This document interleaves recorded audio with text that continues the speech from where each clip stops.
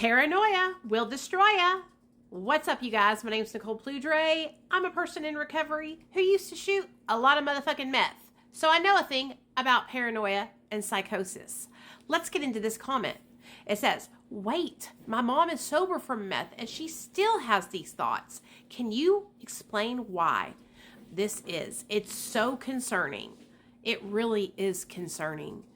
There are so many people who they get stuck. They get stuck in the headspace where they are still in a constant state of psychosis and paranoid delusions. They do permanent brain damage, and they believe that these things that are happening to them are really happening, and they cannot differentiate reality from fantasy. It's a blurred line, and they're stuck in that.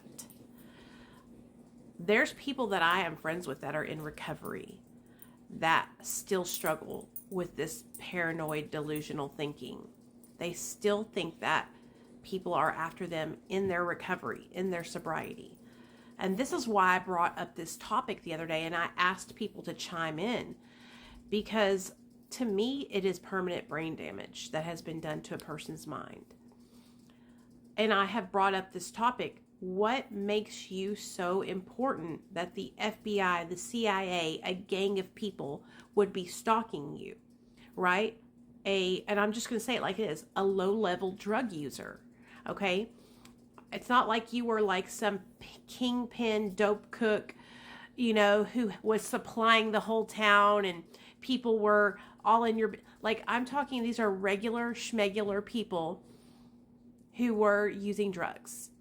And they believe that there's people after them still in their recovery. And it's scary.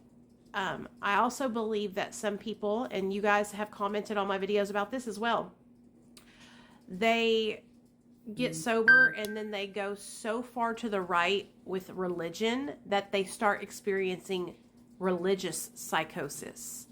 Where, yes, the Lord can help deliver you from any affliction. But you have to put in the work for him to be able to help mold you and guide you. And I will see some of these people who they are believing that they're manifesting their eyes in a different color. They are believing that they are, that they can move things across the room with just their eyes. Like, I'm talking about full-fledged spiritual psychosis.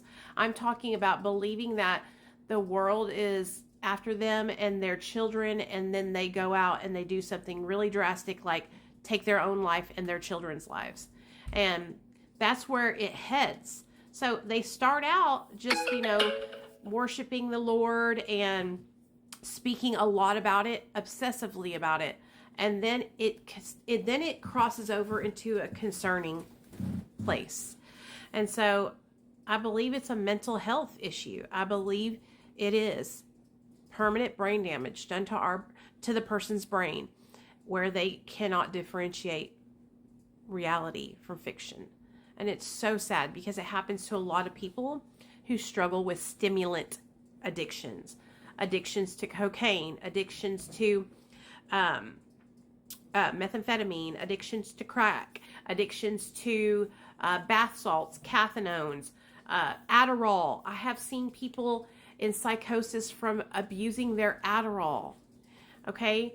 And it is so scary and it's so sad.